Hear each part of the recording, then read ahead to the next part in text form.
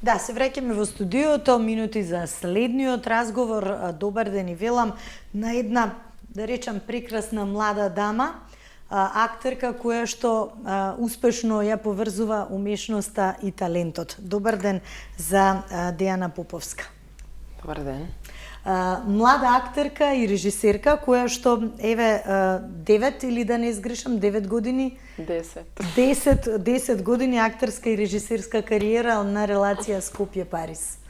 Ајде можеби Дејана малце да ги споменеме, ќе те навратам малце наназад, а потоа ќе позборуваме за твоите исклучително важни филмски остварувања, но на самиот почеток Корчагиновка, која што дел од професорите навистина со задоволство ја кажуваат дека била исклучителен талент уште во средношколските денови. Како почна сето тоа ова актерска приказна, актерско-режисерска приказна кај тебе? Јас од многу мала одев на сите оние воншколски активности, некаде до 16 години ги имав испробано сите уметности практично, освен актерството. И вие велите талент, сега да, треба талентиран професор за да види талент во детето. Мислам, талентот сам по себе ништо не значи. Мислам дека талент е некоја форма на желба, голема желба на нешто да се работи без да се гледа на саат. Кога ќе се искомбинира со волја и упорност, сигурно има. Така е, и ете во Корчагин постоеше една многу квалитетна драмска секција и јас бев прва година и почнав да правам некако стратегија, викам како јас да дојдам до оваа драмска секција.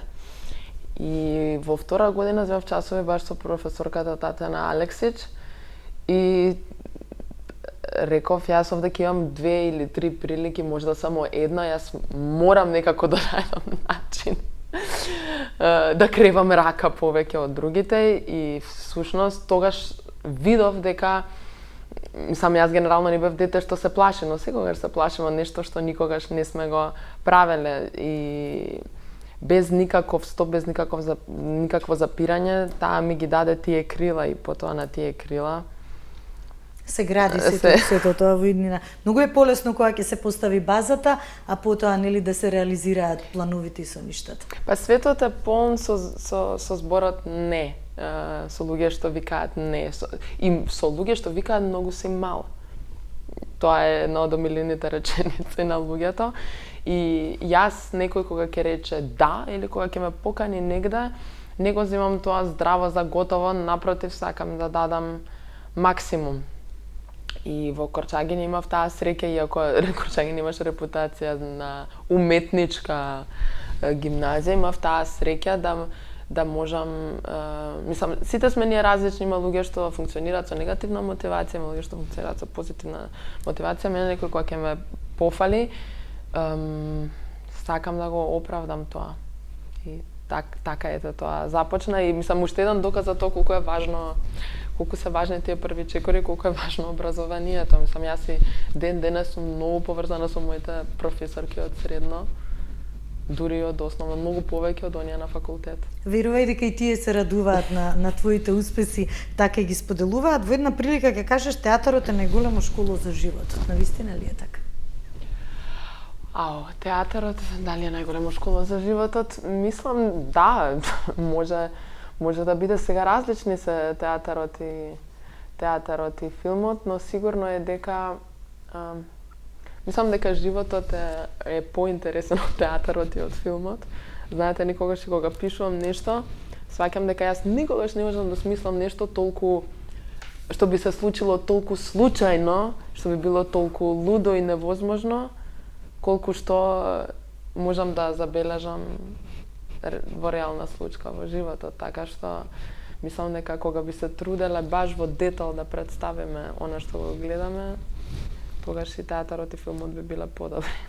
Така, релација Скопје Париз рековме, интересни работи, она што го носиш како порив, како мотивација од Скопје, научени работи овде, веќе надградени нели на една друга филмска сцена и димензија. Како се снаѓаш 10 години, веќе една декада, тоа е сериозен временски простор во кој што навистина има можност практично да созрееш во она што се нели твои планови на филмското платно. Ќе ги споменеме еве сега интересни и позната по улогите и по режисерските нели делови филмовите Его, The Beast и Омега. Знаете како тоа релација Скопје Париз, тоа е некогаш и нивамо ни таму. Значи Горан Стефановски цел живот пишувал на таа тема и јас ни одблиску не би можела тоа да го опишам толку добро како него. Секоја година е различна. Не е дека тоа е еден став што еволуира. Има години кога се осеќаш поблиску до едно место, поблиску до друго место. За на крај јас да додам до заклучок еве денес после тоа време дека ми се мене тие две хемисфери.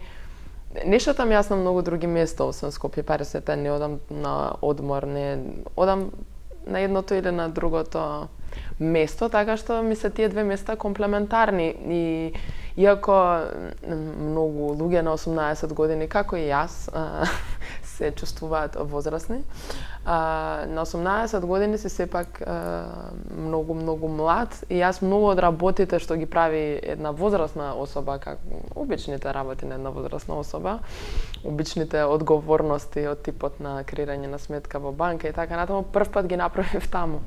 Така што и се што не ми се допаѓаше кај французите го попримив на некој начин, а се што како стил на живење зборуваме, како стил на живење, како начин на размислување, а се што не ми се допаѓаше тука го заборавив.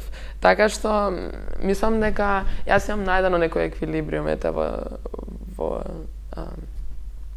во таа долга диагонала повлечена низ Европа.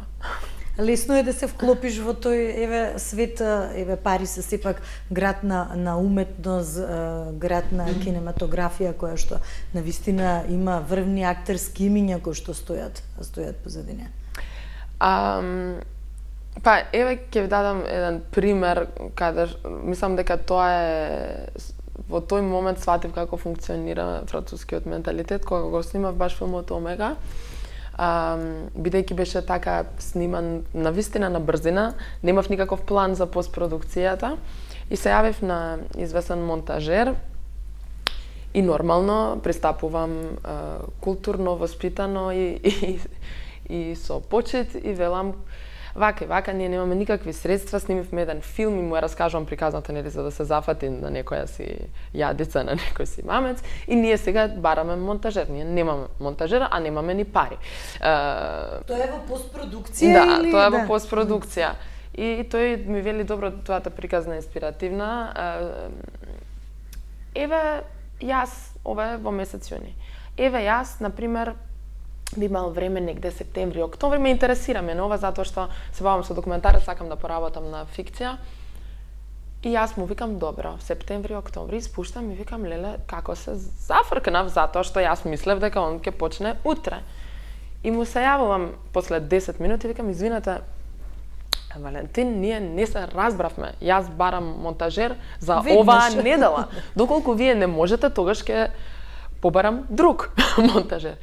И тој ми вели, па, добро, ако е така, тогаш можам да почнам во вторник. И тука свадив дека луѓето секогаш ќе викаат не и ќе викаат дека се зафатени во следните 3 месеци, треба да отворат нивната агенда за да проверат каде има слободен термин, освен ако не им дадеш, дури кога ти си оној што бара, освен ако не им дадеш рамка во која што тебе ти одговара нештото да биде завршено.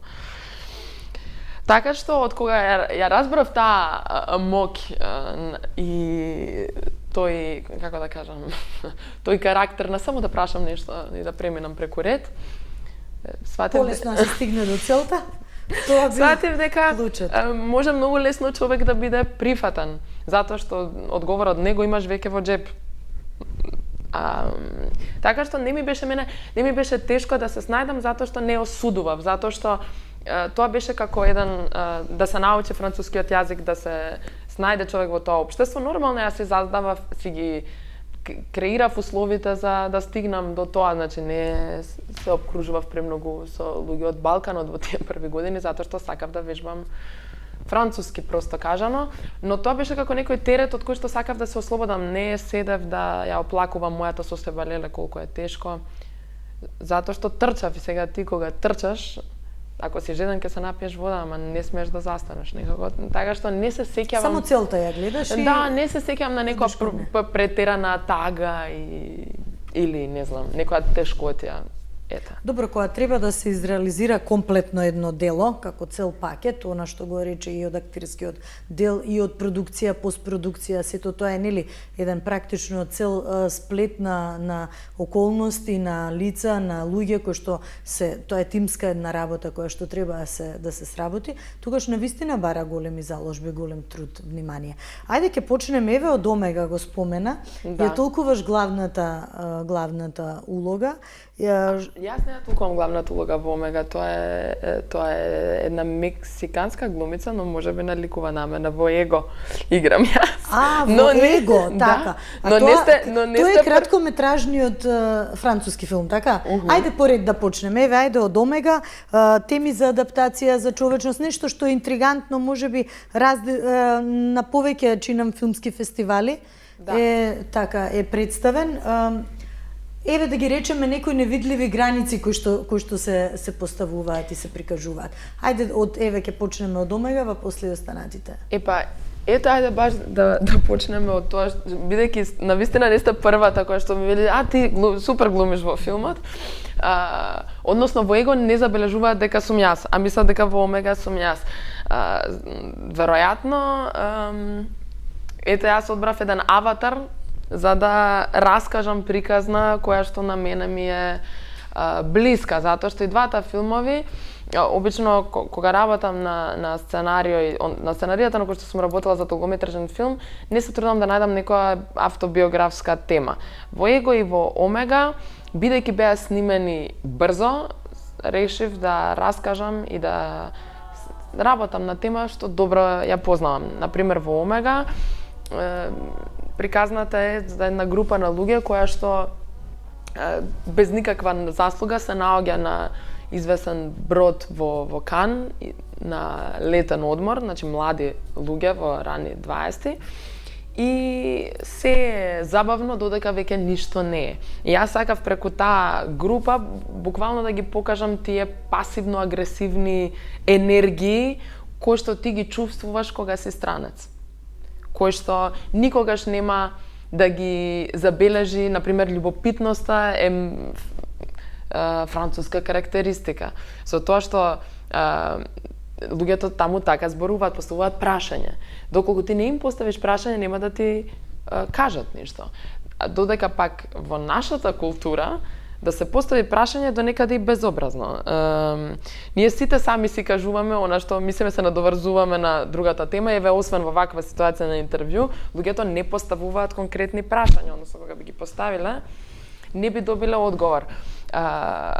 И во тие некои прашања, кои што се чиста љубопитност, нели? Каков е животот во твојата држава? Можеш да осетиш известна агресија, што не значи дека е вистинска, тоа не значи дека другиот те напаѓа. Но во твојата перцепција тоа може така да личи, јас тоа не е само моето лично мислење, значи тоа е мислењето на сите оние странци кои што се преселиле во Франција, решив тоа да го прикажам на еден начин каде што е стварно една секојдневна ситуација. Ете така преку тој филм кој што го снимив, а после него добив тек желба да режирам, сватив дека тоа е некој стил во кој што јас се пронаоѓам, односно ситуација во која што се сите во право, во која што секој си ја брани својата верзија на приказната.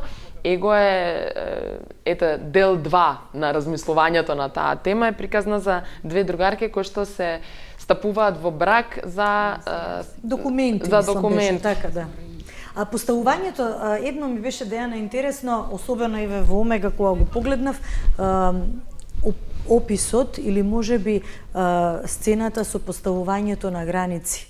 Од она што Еви претходно го спомена, па можеби имаше тамо и некои делови со волци кои што ја определуваат својата територија и поставуваат кој простор е практично нивни. Да, мислам дека тој филм, јас прво го напишав тој voice-over. Значи, не знаев се уште за што ќе биде филмот, ја добив локацијата, требаше филмот да се снима во куќа која што изгубивме на 2 дена пред снимањето, затоа филмот што го гледавте се случува на брод. И прво добив една идеја баш да постои тој voice-over како на документарен филм, како на National Geographic, каде што раскажуваме како волците функционираат во глутница. И ето таа идеја најдов, погледнав известен број на видеа и документарци за волците и сватев дека има многу сличности. Има многу сличности и после тоа така го конструира филмот. Според таа нарација, крајно документарна за волците, смислив сцени кои што би одговарале со тоа однесување, да речем. Поставувањето граници, поставувањето територија, каде што се чувствува практично човек може би сигурен, но што кога ќе излезе од таа граница, од линијата? Сега, мислам, јас како човек, не јас како автор, мислам дека постојано треба да се излегува од линијата. Да се истражува, да се види нешто ново, инаку комфорната зона е секогаш најсигурна, меѓутоа кога ќе се излезе еден чекор напред, тогаш веќе се спознава човек од себе си, барем. Да, и мислам дека комфорната зона расте, не дека комфорната зона останува тука па ти се враќаш едноставно, ти скокнуваш и викаш аха, добро. Има ли овде комшија? Нема врска, ќе ја поместам јас, мојата ограда. И сега зависи, јас не сите ние велиме треба да се излезе од комфорната зона, зависи кога има моменти кога треба човек да си седи во комфорната зона. Значи ти за да излезеш од комфорната зона треба да имаш за тоа средства. Мислам јас например мислам дека е многу похрабро, многу луѓе од мојата генерација се одселија од Скопје и од Македонија. Мислам дека е многу потешко тоа да го направиш, бар од моја гледна точка, тоа да го направиш на 22, 3, 5 години, затоа што веќе си станал возрасен на друго место, па можеш да споредиш. Кога ќе заминеш на 18, мислам, како велеш оној вицот, шта зна дете, шта е 300 кила, значи, нема... не ти е толку страшно и затоа велам, значи, да скокнеш од комфорната зона, треба да внимаваш кога и например во Его, за тоа се некои метафори кои што јас ги смислувам, значи тоа се две другарки кои што работат во истиот ресторан, во истиот кафич и ја затвараат смената, го затвараат денот и занамерно одбрав таков еден шанк кој што е кружен и затоа е французинката која што иначе менаџерка на тој кафич внатре во тие граници како кралица, а околу неа вртам јас. Но никогаш не сум внатре. Така што, да, се играм јас со тие концепти. Добро сте проценили. Да. Краткометражни се интересни, значи филмови, веднаш впечатливи, го задржуваат вниманието на гледачот, она мислам што е нели и крајната цел да има се поголема публика која што нели ќе сака да ги погледне, меѓутоа интересен филм, еве кога зборуваме за Его, допира до теми како имиграција, како лична одлука, личен печат, мотиви, одлуки. Сепак се работи да спомена за две личности блиски, но нивната крајна цел нели се документи, вадење на документи. Меѓутоа генерално колку овие теми кои што провејуваат низ овој филм ги истражуваат тие лични и социјални теми. Па јас секогаш велам дека тој филм можеше да биде исто така филм за еден брачен пар кој што почнува да се кара за тоа кој ја ставил чашата во машината за перење садови или не. И на тоа се надоврзуваат старите како вулкани заспани проблеми кои што прават бурна реакција и истиот тој пар може да не е заедно 15 минути подоцна. Сега јас собрав тема каде што проблемот е малку поголем. Значи, она што е во игра, она што е на маса е малку поважно. Значи, дали некој ќе добие документи или не е исто како примерот што туку го кажав. Но интересно ми беше што би се случило кога би се изместиле работите доволно за конечно да се каже вистината. И ми беше исто така интересно јас да се запрашам каков е тој наш менталитет, затоа што јас не можам да замислам французен кој што би почнал да ти одлучуваш нешто да му дадеш. Одлучуваш да му излезеш во пресред. Не можам да замислам французен кој што би рекол зошто ти ми го даваш ова. А можам да замислам многу луѓе не само од кај нас, туку и од Балканот, кои што би се запрашале, затоа што имаме некоја вродена недоверба кон ближниот. Не сме навикнати, може би, на многу добри работи некој да ни ги направи, па така со резерва се примаат. Интересно ми беше... Добро, интимна, емотивна нарација провејува сега, сепак, кај секој човек, нели, особено кога се работи за некој личен проблем, социјален проблем. Да, јас решив тука да го се заплеткав. Решив тука да го измешам социјалното, политичкото и приватното, затоа што сепак се работи за две млади личности кои што нормално е во таа ситуација да тие се другарки, работат заедно, многу работи се тука испреплетени кои што може да направат да се скрши тој однос и нели кога ќе речат ако си го бараш ќе го најдеш, јас не мислам дека ако си го бараш ќе го најдеш, него ако си го бараш ќе го креираш проблемот. И мислам дека тоа бар се случува во его, затоа што на недовербата се гради недоверба. Затоа што ако ти некому му кажеш, ти ми даваш подарок, јас не ти верувам зошто го правиш тоа. Одеднаш будиш кај него недоверба. Тоа не значи дека постоела таа недоверба на почетокот, но даваш идеја на другиот дека можеби, значи ја отвараш Пандорината кутија практично. Тоа е еден 19-минутен филм за отварање на Пандорината кутија на едно пријателство и при тоа многу внимавав, бидејќи е тоа затворен простор, една локација,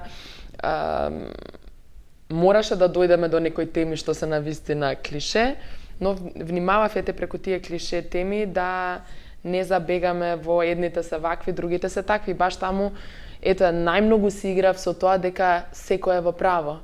Дека нема протагонист и антагонист, како што нема во животот. Вистина, така. Во животот нема една вистина, а на филмското платно многу често гледаме една вистина. Нели, или со известна перипетија некаде на 3/4 од делото, каде што сакаш дека лошиот всушност е добар, ама тоа е тоа. Со тоа што јас мислам дека сме ние сите и добри и лоши истовремено. Јинг јанг, да. Во секој добро има лошо, во секој лошо има добро, па кој каде ќе се пронајде. Дијана, полесно е актерка или режисерка? Тешко е, знам, многу е тешко прашање затоа што, нели, многу често сум го размислувала ова прашање. Значи ти кога си режисер си една врста на мајка. Не сам режисерка. Една врста на татко во другиот случај. И имаш известна одговорност, затоа што, особено кога си ги напишал своите филмови, значи тоа е нешто што ти паднало тебе на памет во интимата на твојот дом и ти тоа си го напишал и сега одеднаш доаѓаш на филмски сет каде што има 50 луѓе кои што се обидуваат до последен детал, таа идеја што ти си ја напишал во твоите пиџами на твојот кауч, се обидуваат до последен детал да ја доближат до реалност. Значи, ако ти си напишал пошто на сите тие, на цела таа филмска екипа, твоето сценарио им е Библија. И тука пишува дека ја фаќа чашата, каква чаша сакаш да ставам на масата. И кога сум размислувате баш на таа тема, например, режисерот ништо не прави со своите раце. Режисерот е единствениот човек без кој филмот би можел да се сними, ако размислиме. Но сепак не би можел. Значи, директорот на фотографија снима, актерите глумат, шминкерот ќе ги нашмика, скриптерот ќе внимава кој како ќе го фати кој предмет за да има континуитет и ред други, нели сега да не ги кажувам еден по еден, филмска екипа е голема екипа. Продуцентот ќе ги најде средствата, а режисерот во таа ситуација е човек што ќе рече, чекај, фатија вака чашата. Но тоа доказ дека сепак кога не би се појавил, значи доаѓа тука за да каже акција и стоп, дури кога не би го напишал сценарието, сваќаме дека во таа ситуација сепак треба капетан на бродот. Така што јас имам многу почит кон сите, кон секоја алка на тој синџир кој што го креира една филмска екипа и бидејќи јас прво студирав драматургија и актерство, го снимив Омега, па после тоа запишав филмски студии, што значи дека јас научив како се вработи еден филм на снимање, благодарение на режисерите кои што ме земаа да глумам во нивните филмови. И беше многу убаво, просто една рапсодија да се гледа како сите се занаетчи во својот домен. Сега тоа што јас имам многу скромно искуство како актерка, многу мало. Но тоа што видов дека е тешко во актерството не е самиот крафт, самата глума, току е да не се побудали од еден ангажман до друг. Бар моја перспектива. Затоа што кога многу е тешко да не се стане огорчен, многу е тешко да зависиш од желбата на другиот. Мене тоа ми падна тешко, веројатно затоа што и во мојот хороскоп и карактер тоа не одговара на тоа како сум јас конфигурирана.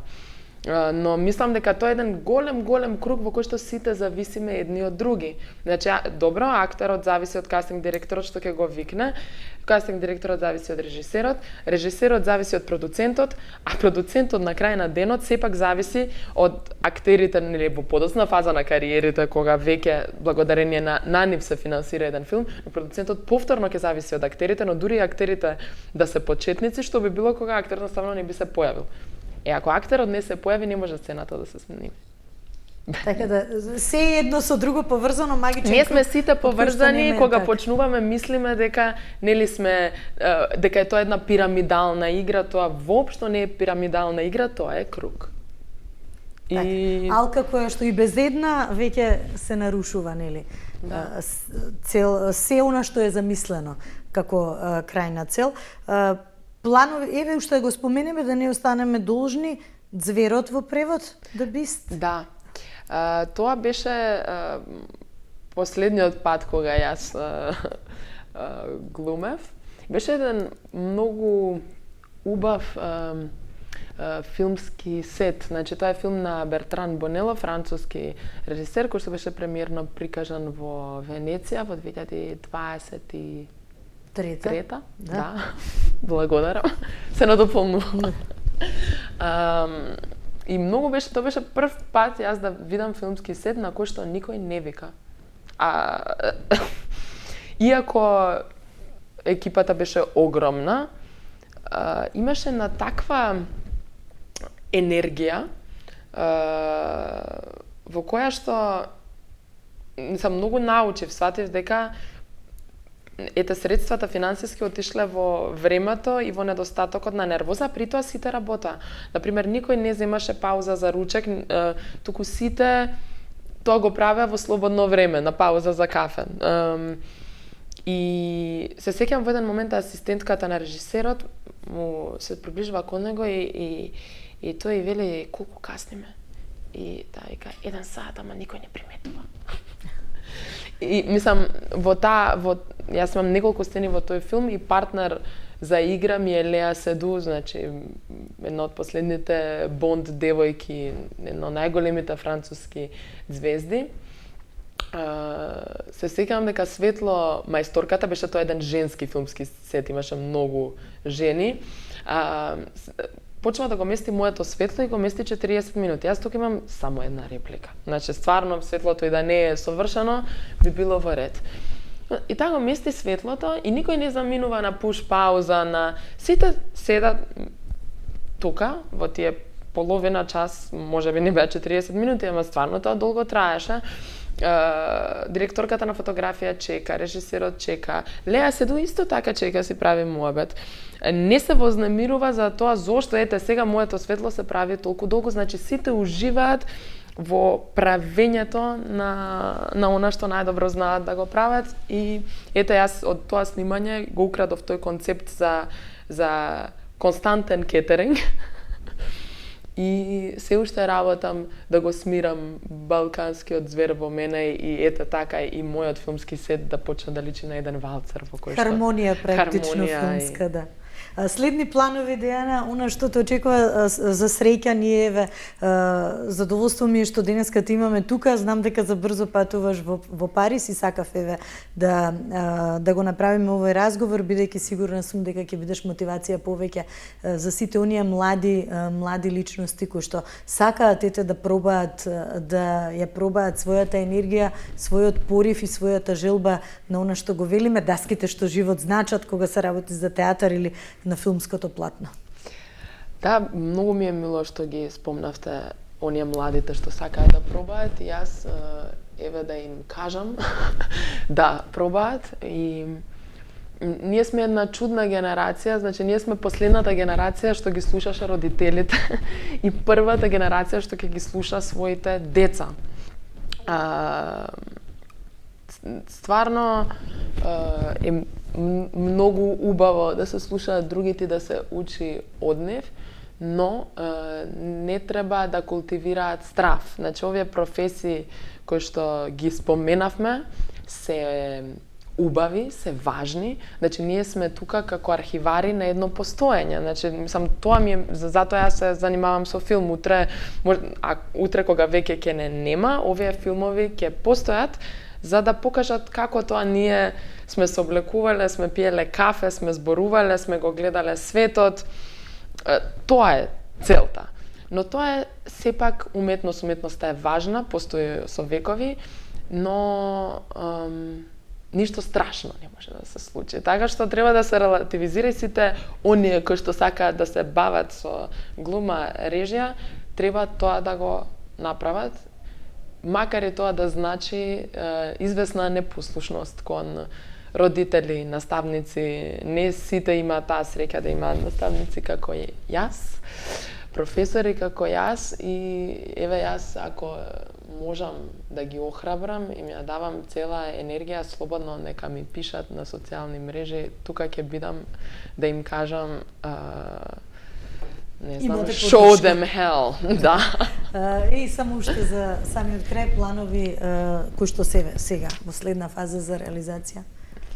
Имам многу планови. Знаете како јас работам на многу проекти истовремено во таа една тивка фаза.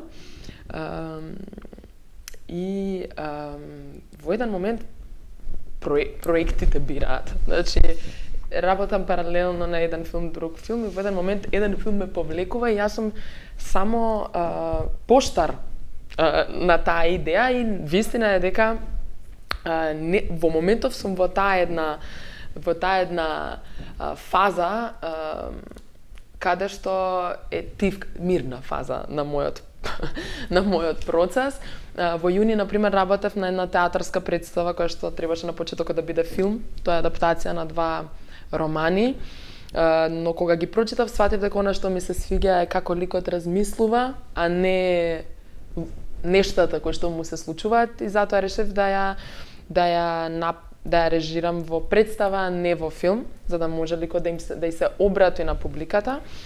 И ете така како некогаш професорките, директорот на театарот ми рече кога сакаш да почнеш, јас не можеш да го изневерам тоа, да.